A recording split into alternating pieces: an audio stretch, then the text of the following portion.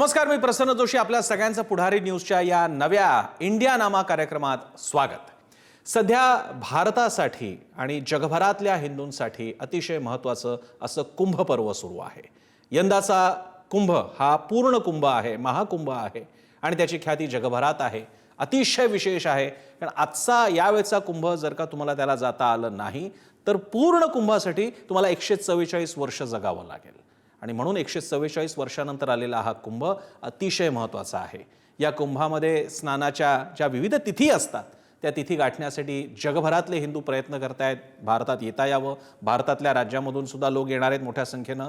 कल्पना अशी आहे की प्रयागराज जिथं हा महाकुंभ पूर्ण कुंभ होतोय तिथे जवळपास 10 कोटींहून जास्त माणसं येऊ शकतात. असा हा महाकुंभ, ते कुंभ असतो म्हणजे काय, त्याच्या तिथींचं काय महत्त्व आहे, त्याचं वेगळं सांस्कृतिक महत्त्व काय आहे. सुरुवातीला एक नजर या कुंभाच्या परंपरेबद्दल.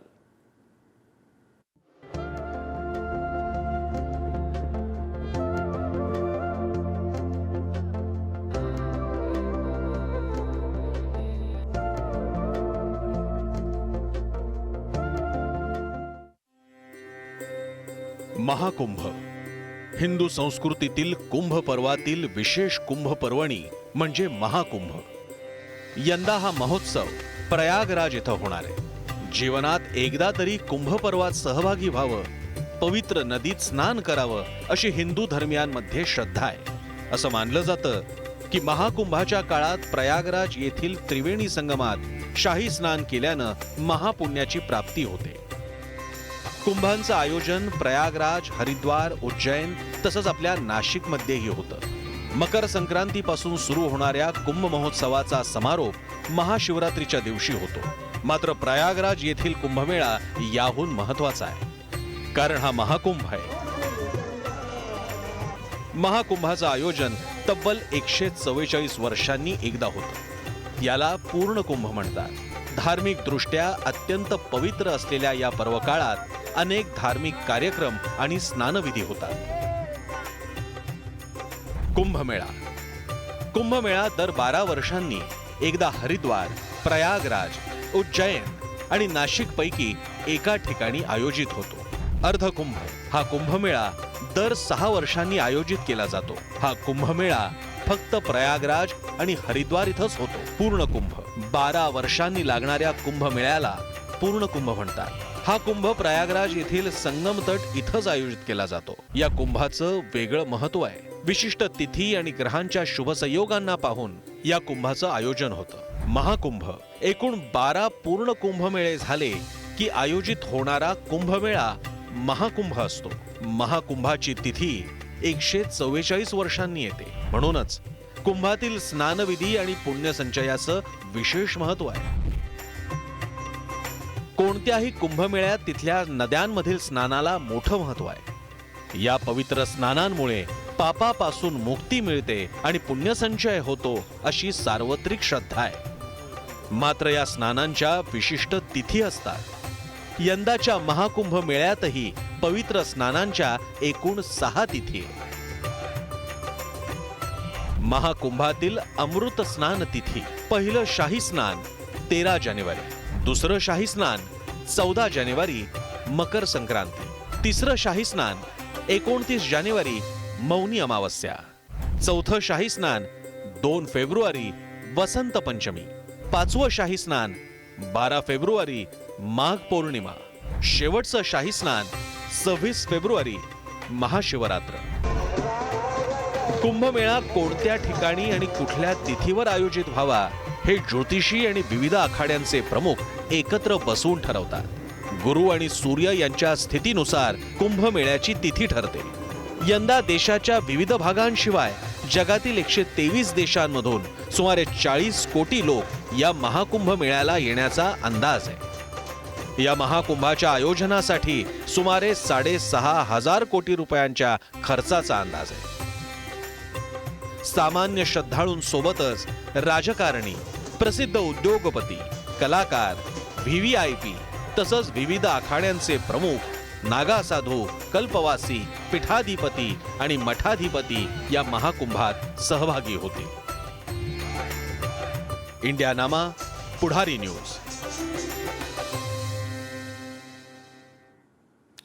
आणि या कुंभ पर्वणीबद्दल बोलण्यासाठी आपल्यासोबत आहेत कुंभमेळा आणि भारतीय आध्यात्मिक इतिहासाचे अभ्यासक प्रणव गोखले पुण्याहून आपल्यासोबत आहेत. प्रणव गोखलेजी, आपलं स्वागत आहे इंडियानामा या कार्यक्रमामध्ये.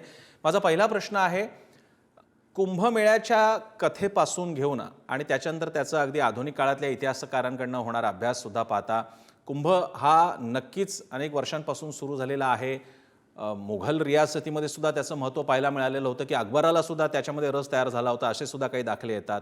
तुम्ही कुंभाच्या एकूणच महत्त्वाकडे, त्याच्या आध्यात्मिक आणि भारताच्या संस्कृतीचा खऱ्या शब्दशः कुंभ असल्याच्या अर्थानं कसा विचार कराल, काय मत प्रदर्शित कराल?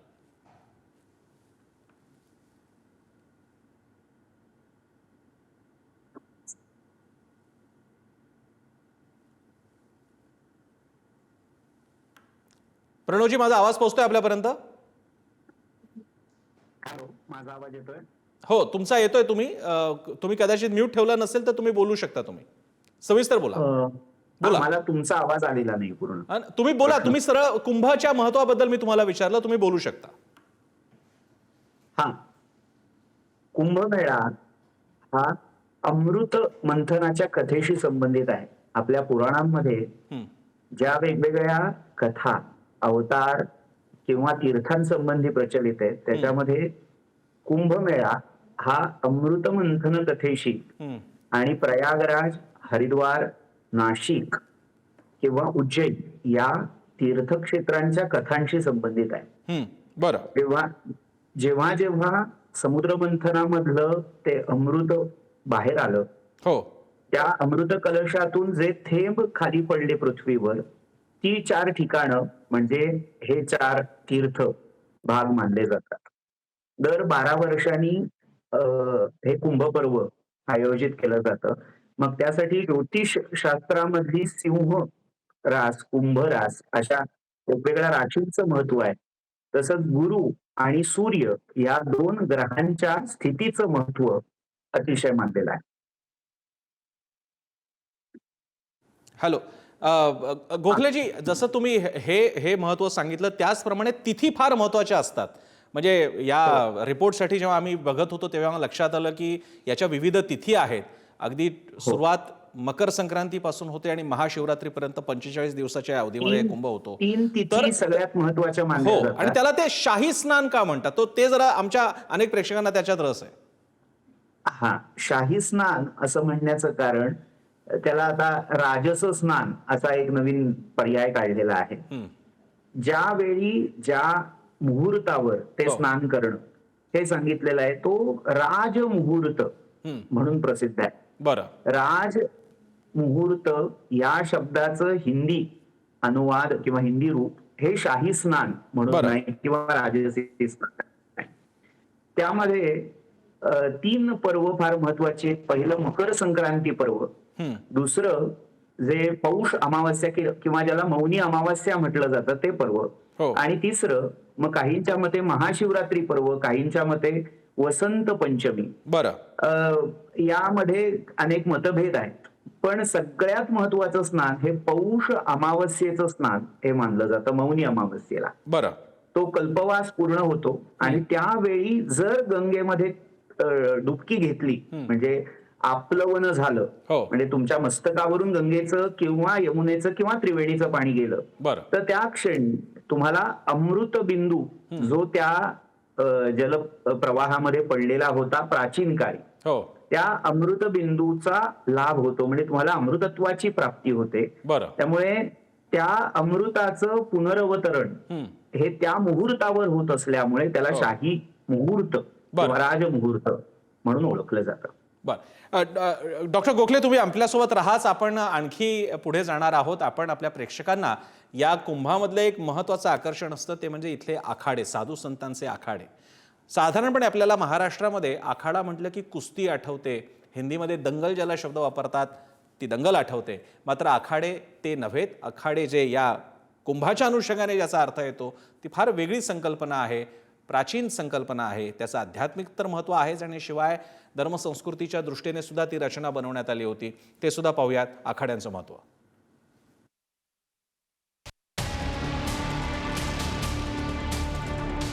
संस्कृत मधील अखंड या शब्दाचा अर्थ आहे अविभाज्य, अखंडित। सध्या जे महत्वाचे आखाडे महाकुंभ किंवा कुंभमेळ्यांमध्ये सहभाग घेतात त्या आखाडा या शब्दाच्या मागचा हा खरा अर्थ। एका अर्थानं तो या आखाड्यांच्या आतापर्यंत चालत आलेल्या परंपरेबद्दल आणि त्याच वेळी हिंदू धर्माला एक ठेवण्याच्या त्यांच्या संकल्पाचं नामाभिधान आहे। अनेक वर्षांपूर्वी संत, तपस्वी, साधू संतांनी या आखाड्याद्वारे संघटन केलं। या आखाड्यांच्या निर्मितीत आदि शंकराचार्यांची भूमिका महत्वाची होती। आखाडे हे समाज व्यवस्था, एकात्मता, संस्कृती आणि आचार यांचं प्रतीक आहे। समाजात आध्यात्मिक मूल्यांची स्थापना करणं हा त्यांचा मुख्य उद्देश आहे। समाजात नैतिक मूल्य रुजवणं ही आखाडा मठांची सर्वात मोठी जबाबदारी आहे। आधी काही प्रमुख आखाडे असलेल्या या परंपरेत आता आखाड्यांची संख्या 13 वर पोहोचली आहे। धार्मिक कार्यांबरोबरच धर्मप्रसार आणि धर्मरक्षण ही त्यांची प्रमुख कर्तव्य आहे। या 13 आखाड्यांपैकी 7 मुख्य आखाड्यांची स्थापना आद्य शंकराचार्यांनी केली असं तज्ञ सांगतात। हे 7 आखाडे म्हणजे महानिर्वाणी, निरंजनी, जुना, अटल, अवाहन, अग्नी आणि आनंद आखाडा। या सर्व आखाड्यांना 4 श्रेणीत विभाजित करण्यात आलंय। भगवान शंकराला आराध्य मानणारे शैव आखाडे आणि भगवान विष्णू प्रती अर्पित असणारे वैष्णव असे हे आखाड्यांचे 2 प्रमुख प्रकार।